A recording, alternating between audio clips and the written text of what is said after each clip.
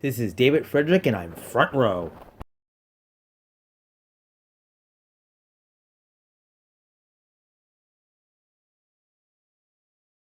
All right, our first match of the night is for the vacant Mid Atlantic heavyweight title, the original title for Crockett Promotions. I think I looked up at the Mid Atlantic title. That would be. It's supposed to be labeled a tournament final between Sam Houston and Crusher Khrushchev. However, I looked up the Mid Atlantic heavyweight title history, and it's been vacant since July of this year. It was vacated by Buzz Tyler, but there was no tournament. I looked up other websites that cover tournaments, and apparently there was no tournament. So it's just a one-on-one match to decide a new champion, and it's been vacant since July. Between Sam Houston and Crusher Khrushchev, thing about Sam Houston, he remained a rookie, literally. He's up, it's like a young Texas star, up and coming star. But the problem is he remained a rookie image. He never really grew out of that image. Like he's a kind of protege of Dusty Rhodes in a sense. He looks like a very thin version of Dusty Rhodes in a vague sense. Um, but However, his opponent, Crusher Khrushchev, now he is one, honest to God, a fake Russian. Everybody knew it. Always talked English. And later on, his career really took off when he joined in the WWF, when he became, a smash of demolition. And he was kind of that Repo Man character, which I never liked. But the Crusher Khrushchev character, I mean, he was better off with Ivan Koloff as a tag team, but by himself, he is so. I hate to use this word, but he is a fake Russian. And Crusher Khrushchev with a very vague, vaguish name to even use. But here's the thing: Sam Houston really lived up to the rookie image he is. It really it's a disappointment. This match is it's not even really the opening match of the Starrcade. There are two opening matches for the Greensboro and Atlanta locations. I was surprised by it. I thought that WWE Network would have had a full version for this show. I was surprised to look if there were one or two dark matches for each Atlanta and Greensboro. But Sam Houston versus Crusher Khrushchev opened it up, and Sam Houston, unfortunately, his rookie image, it really hurt him.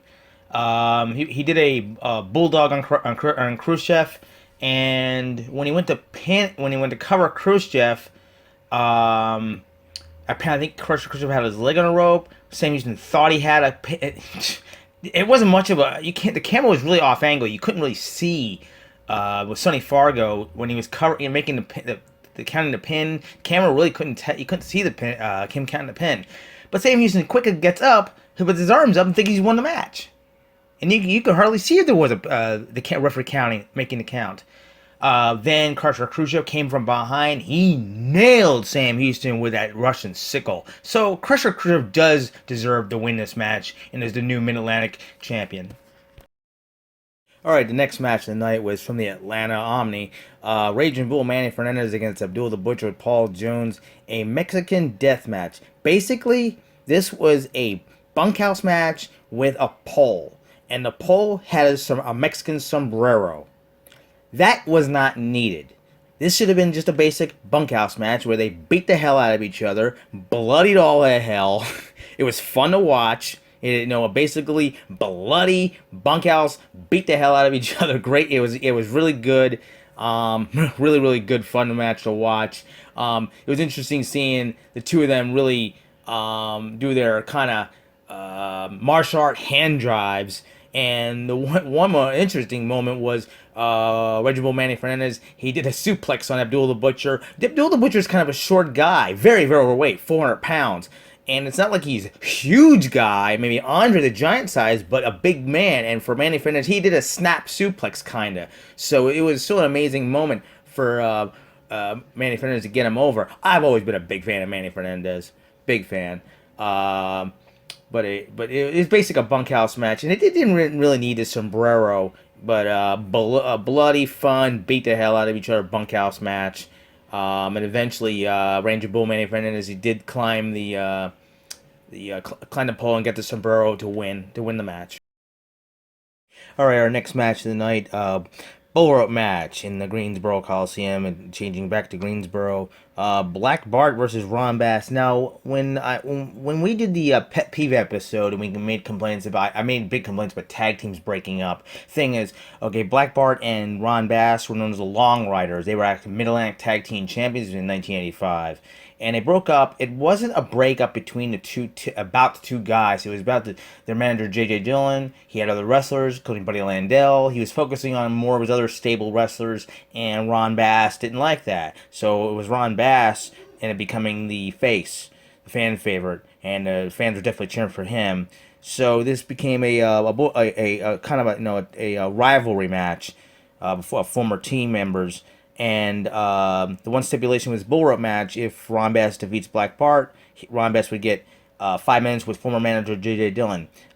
Yes, a bull rope match, which is basically bloody, beating the hell out of each other with strapped to a bull rope. The cowbell definitely comes into play, back and forth. It comes to an Black Bar, I did remember watching a lot when I first started as a teenager, watching Crockett wrestling. Um, he's a badass Texas wrestler, definitely. I was watching his interviews. He's really a real badass. Ron Bass, I didn't get much to see much of him when I first started, and seeing him now, not too impressed, honestly. But no, they're both from Texas wrestlers. They're both Texas wrestlers. Um, the thing about Ron Bass is he has a thing about him, like breathing a lot. You could see him he's taking his time catching his breath, and he spends a lot of time doing that. No, I guess rest time, but it's really you could see it's so focused on camera focused on him. He breathes, and he doesn't focus more on what he should be doing. He does, but lack of saying boring. I remember Black Bart a lot more than I do Ron Bass. So, it comes to an end with Ron Bass coming off the second rope, being clocked Black Bart with the cowbell and covered him for the pin. Then it becomes the fourth match. J.J. Dillon and Ron Bass now Bass gets 5 minutes, and Dillon starts kicking and beating on Ron Bass, and the referee has a struggling time getting a bull rope strapped to Dillon, and eventually Ron Bass makes his comeback, and everybody said they want to see Dillon get clocked with a cowbell. He did, and then Dillon gets bloodied. Eventually, Black Bart comes out of nowhere in a sense, and the referee got kind of bumped, and Black Bart pile drives Ron Bass and drags manager J.J. Dillon on top of Ron Bass. So Black Bart defeats. J.J. Dillon pins Ron Bass in the 5 minute extra match. All right, the next match of the evening is from the Atlanta Alumni side of the show. Superstar Billy Graham. Apparently, he turned face. He was heel in 1984, and in 1985 was part of Paul Jones's stable. Apparently, he turned face because he's not the karate man gimmick anymore. He's back to the tie dye and bad to the bone, and that we knew from in the 70s in WWF, and later just after this he returned to WWF very briefly. But he's in a special challenge arm wrestling match with Conga the Barbarian with Paul Jones.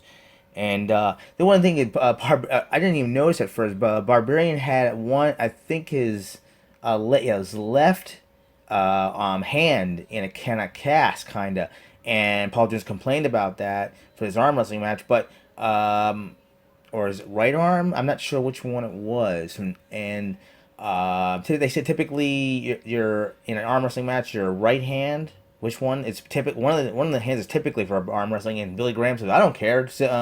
I'll take either of his hands." And it was a back and forth arm wrestling on this wooden table, but Billy Graham, superstar Billy Graham prevailed. He has big python arms that Hulk Hogan would be influenced by when he started. Was since Billy Graham won the arm wrestling match, it became apparently it was a scheduled 30-minute wrestling match between Graham and Barbarian, and immediately Billy Graham becomes bloodied. I would think that Barbarian hit Billy Graham with his casted arm, probably to become bloodied. I just realized, with the exception of the first match, Sam Houston crushed Khrushchev, every match, everybody got bloodied so far. Billy Graham became bloodied. But eventually, Billy Graham, he put his python arms around Barbarian's waist, and he put in his patented bear hug. Took a little while, but eventually Paul Jones came in and he caned Billy Graham a little bit from the back, and referee disqualified Barbarian. All right, our next match of the night from the Greensboro side of the show. Nature Boy Buddy Landale with J.J. Dillon versus the National Heavyweight Champion Terry Taylor. Now, I'm going to do some comparisons not between the two, but what I think of these two guys before the match even starts. Terry Taylor's always been a decent wrestler. I remember seeing photos and reading about where Terry Taylor wrestled Ric Flair to a one-hour draw. So Terry Taylor is a great wrestler in his own right. Buddy Landale, however... I'm going to honestly compare Buddy Landale to an eventual singer named Weird Al Yankovic, where he parodied music. Buddy Landale is a parody of Ric Flair, and everybody knows it. But in this match, particularly and alone, Buddy Landale did a decent wrestling match, and he, it was J.J. Dillon that caused it, but eventually it was a decent back and forth, pretty good wrestling match. But eventually, Terry Taylor set up Buddy Landale for his patented superplex. Put Buddy Landale on the top turnbuckle. It's going to go. I always enjoyed the superplex. Barry Windham's done it, and the Terry Taylor also. I love. It's a really cool move. It's a powerful, finishing move. When Terry Taylor went to, he just had Landale over. He pulled Buddy Landale into the superplex, but J.J. Dillon pulled Terry's leg, tripping him, and Buddy quickly covered and grabbed Terry Taylor's leg, and Sonny Fargo, the referee, he got bumped twice, but he counted Terry Taylor down, and Buddy Landale wins the national heavyweight title. Okay, I have to extend the national title history here. Since I didn't start till January 1986 as a fan, and after this is November, so it's either late December, very late December, or very early January. I'm not sure exactly the date, but one of the first thing I heard about, David Crockett on NWA Worldwide Wrestling announces Dusty Rhodes defeated Buddy Landale for the national heavyweight title in Albuquerque, New Mexico. There was no show in Albuquerque, New Mexico. They hadn't gone out west yet. But Dusty Rhodes, the booker, was angry with Buddy Landale not showing up for a TV taping. He fired him and took the national title for himself. And Dusty Rhodes, defended the national title against among the horsemen like Tully, Blanchard, and others. But I had to extend the national title history. But for this match, Buddy Landale, Terry Taylor, it was a pretty good wrestling match, and it's the first non-bloody match since the first match with Houston and Khrushchev. But as once I said Sam Houston was a rookie, it was, I don't want to say rookie mistake by Terry Taylor. Dillon did interfere and tripped Taylor, but it costed Terry Taylor the national heavyweight title. Okay, our next match of the night for the National Tag Team Championship. Really good tag team match. Ole and Arn Anderson, the National Tag Team Champions, against Billy Jack Haynes and Wahoo McDaniel. This is from the Atlanta Omni side of the show. Now, the interesting thing about this match, let alone a great tag match, there are 3 promotions running in this match alone. Now, Ole and Arn Anderson, the Mid-Atlantic, they're the National Tag Team Champions. Wahoo McDaniel and Billy Jack Haynes are the championship wrestling from Florida, the CWF. That's the Florida territory. They are the U.S. Tag Team Champions from that territory, but that title's not on the line, despite the fact that the title they are announced as the U.S. Tag Team Champions, but not from the Florida territory. The third promotion that's part of this match is Billy Jack Haynes alone. He is a key superstar from the state of Oregon, which is a company called Pacific Northwest, run by a very good promoter named Don Owens. And Billy Jack Haynes is a well-known big star out of Oregon. He had the Oregon name on his tights. He was a big superstar in the Pacific Northwest territory of Oregon. So it's three promotions running in this match, but really good tag team match of Billy Jack Haynes. Wow, powerhouse guy. Really, really, really strong guy. He went on later, eventually into the WWF. He challenged Hercules Hernandez. Billy Jack Haynes he has a great full Nelson. Though he didn't use the full Nelson in this match. He's known for that hold, and they mentioned it in the match, but he didn't use it. But he went on to the WWF and worked with Hercules with a full Nelson challenge. Great experience between Ole and Arn Anderson. They had the Mr. Wrecking Crew, Ole and Arn Anderson. Very difficult time. Wow, this is one of the rare times that a man with great muscle and great wrestling ability and Wahoo McDaniel, the great experience, gave them one hell of a hard time. Unfortunately, Wahoo McDaniel actually tripped twice. At one moment, he only tripped Wahoo, and I said, "Whoa, is that match going to end that quickly?" No, Wahoo got up, but Ole and Arn Anderson got Wahoo in a corner. Ole tripped Wahoo a second time, and Arn quickly covered Wahoo. Arn pinned Wahoo. Ole holds Wahoo's foot down in a corner, and it's so discreet to the referee he can't see it. And Ole pins Wahoo to win the match, and they're still the national tag team champions. The winners, Ole and Arn Anderson. Very good match to watch. Okay, the next match went down as the most legendary Starrcade, probably the most legendary Starrcade match in history. Magnum TA and Tully Blanchard for the United States heavyweight title. I Quit, the steel cage match. Magnum labeled it a nightmare. Tully Blanchard constantly, when in his interviews, he shows this tape to, he became an evangelist, and he shows it to prisons and places he visits. This is the most talked about, most brutal, knockdown, drag out, beat the living hell out of each other. The one thing that amazes me more, let alone that Magnum and Tully beat the living hell out of each other, is the microphone. It's amazing the microphone survived in one piece. The microphone they had to say "I quit," where thousands in attendance, we have to hear them scream or yell "I quit." They could start, and later in the match they started banging each other with microphone. It's amazing that thing stayed intact to work. They were hit, and at times they were before the hair pulling started. Magnum at one point had bitten Tully's arm. He bitten Tully's arm, and that started bleeding. They both took impacts by the microphone. They took impacts to the steel cage. And then they started a lot of hair pulling, which led to a lot of screaming of no. And oh my God, the hair pulling, guys, you're not girls. I hate that. Oh my God, I had to say this. Girls hair pull in a fight, guys. I never figured that one part out of the match.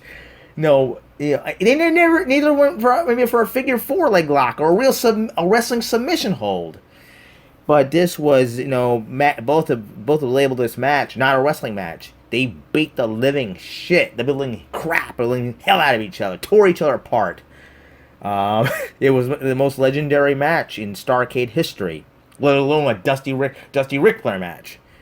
But it came down to Baby Doll throwing a wooden chair, and you wonder if that wooden chair was kind of taken apart and screwed back together somehow.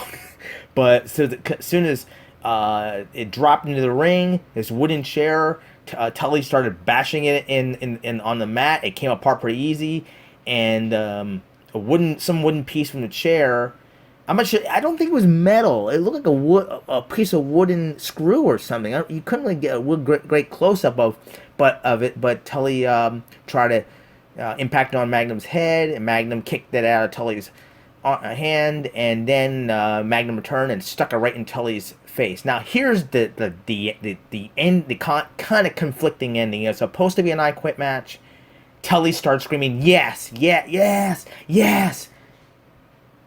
In all honesty, Tully didn't submit, though Magnum TA wins the match and is new United States Heavyweight Champion. Now, months after this, in this is 1985, and in everyone knows in the fall of 1986, Magnum has a tragic car accident. Now, going into 1987, they start selling the Crockett Cup Tag Team Tournament in 1987. In the sometime in 1987, they start selling the Crockett Cup Tag Team Tournament tape, and they sell the including best of Magnum matches, including this match. There's a confrontation on WTBS where Tully Blanchard confronts a very weak Magnum TA, and Tully confronts him. And they're selling a tape of an I Quit match, and I never yell I quit. True. Very true.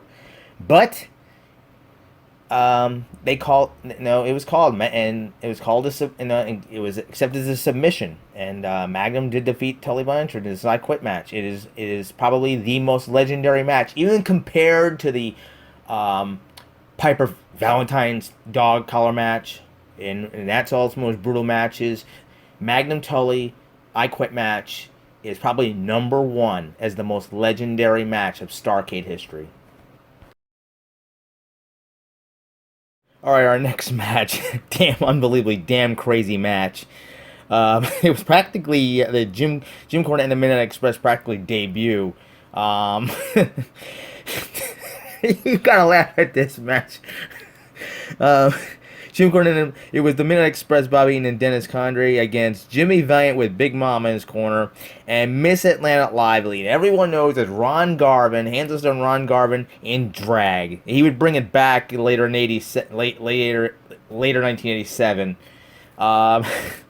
It's what's more stranger about this match is they're all in tuxedos. It was announced as an Atlanta street fight. Anything goes, but they're mostly dressed in tuxedos. Well, Bobby and Dennis from the Midnight Express, they're in tuxedos, and Cornette is. What the hell for? It wasn't announced as a tuxedo street fight, but they're almost practically stripping the tuxedos off, which I've argued that before. If it was tuxedo street fight, why don't you say that? No, it's Atlanta. They call it Atlanta street fight. It was crazy. Powder was blown all over the place. Oh my god, it was back and forth. It's a damn crazy wild match. Wow, you have to absolutely laugh at this match.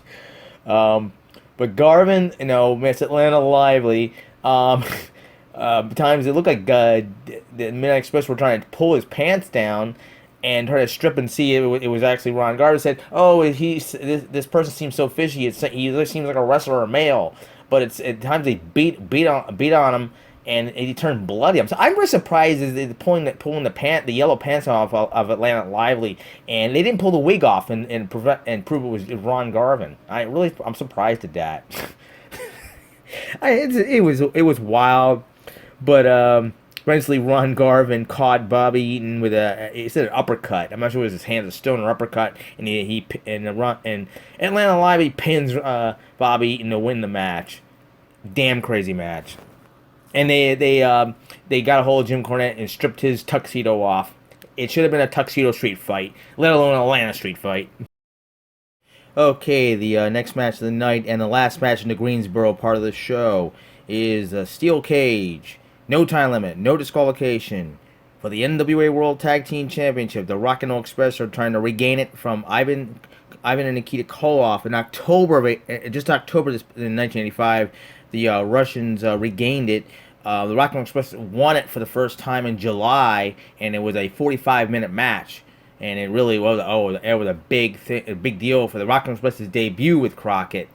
But the Russians regained it in October. Now it's November, and now this time it's the Steel Cage, Ivan Nikita Koloff, the Rock and Roll Express. It was more interesting was Nikita Koloff and Ricky Morton every time they kept getting in the ring, it was a showdown, face off. But Robert Gibson spent the majority of the time in the ring. He did his best to fight off the Russians, but eventually he got taken down to quite a beating. It was back and forth. It was a fast paced tag team match, but Robert Gibson did spend most of the time in the ring, taking a pummeling. He usually does, even though he's the better wrestling half of the Rock'em Express. Ricky Morton is more the talker, and Robert usually, when they have a 2 out of 3 falls match, both Ricky and Robert get a lot of ring time. But when it takes time for these guys to take a beating, Robert takes the beating. Ricky, he's the seller. When it takes the time of Ricky does take it. He's known as a really good seller, a beating seller. But this time, this match, Robert Gibson spent most of the time in the ring. I don't think Ricky even got into the ring until finally. Ivan Koloff had apparently backed up Robert Gibson, then just discreetly, but the referee apparently saw it. Robert tagged off into Ricky. Ricky rolled up Ivan Koloff into the pin, got the 3 count. They regained the titles, but then Ivan Koloff pushed Ricky Morton off, hit the steel cage. He got bloodied really quickly. Then Nikita Koloff picks up Ricky Morton by one arm and practically he climbs the ropes and pushes Ricky over the top of the steel cage onto the floor. Ivan Nikita Koloff and the Crusher crew beat the living hell.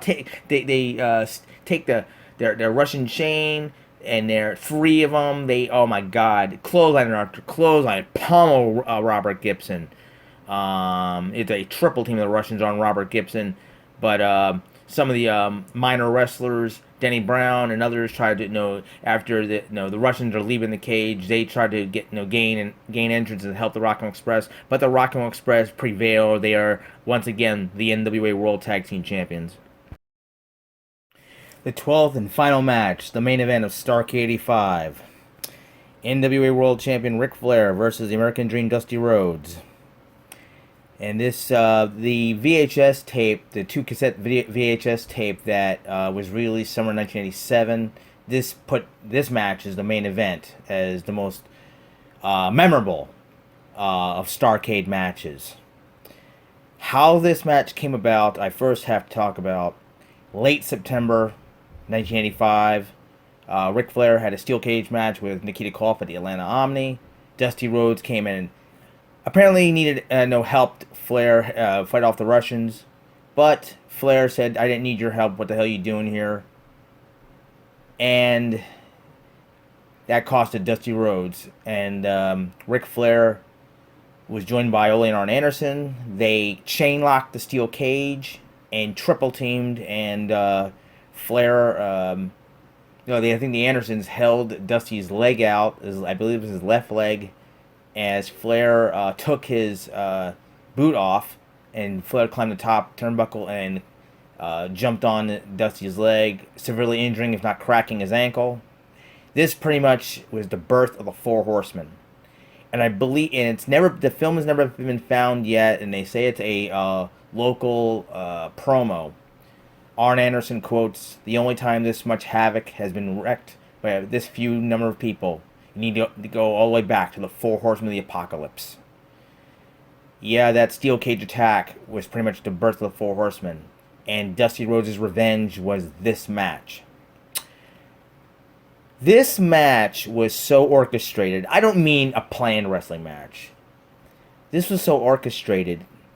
And the most ironic thing about it is this is the first time I don't think I've ever seen Dusty Rhodes not bleed. They were so careful about the way they worked with each other. 2 ring generals. They met in the previous Starrcade 84, and they met hundreds of times before, and they'll meet 100 times later. Dusty was trying to covet his left leg like it had been, originally had been injured, and he was originally the TV champion, had to surrender it because of the injury, couldn't defend it anymore.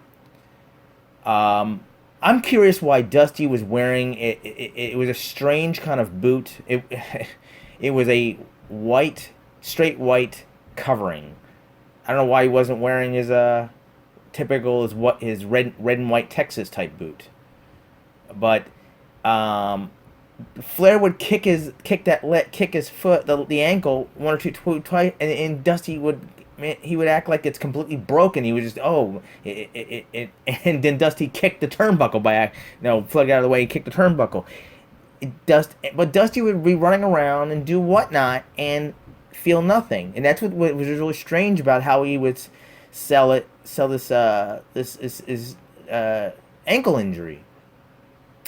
But it was an orchestrated revenge match for Dusty Rhodes. And I said, it's strange that Dusty did not bleed. Flair Dusty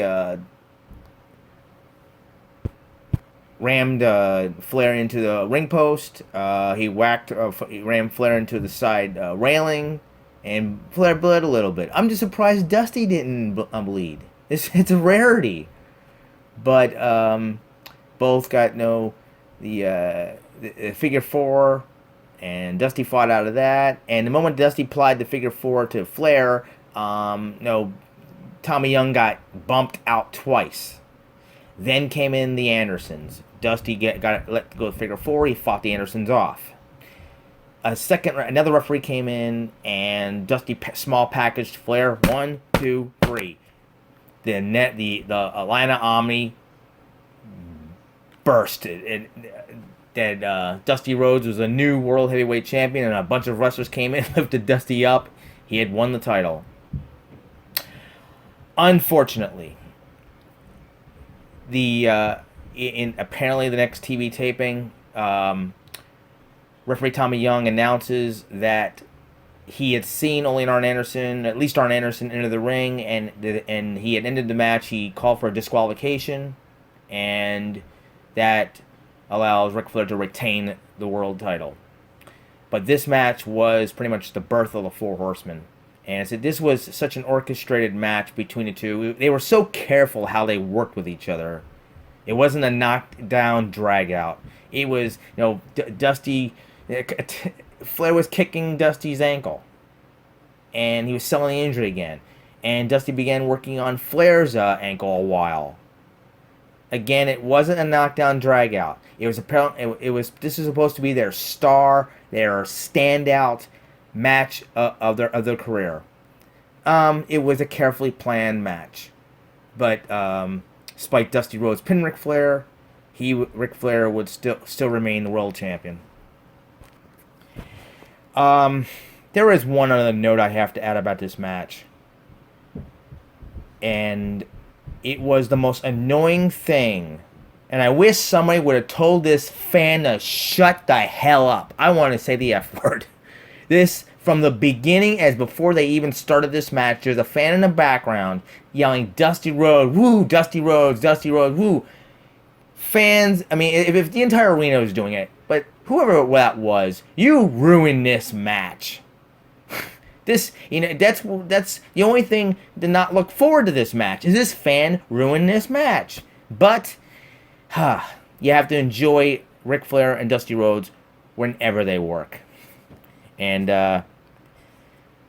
Starrcade 85, this match should have been one of the greatest matches, but honestly, this fan ruined it.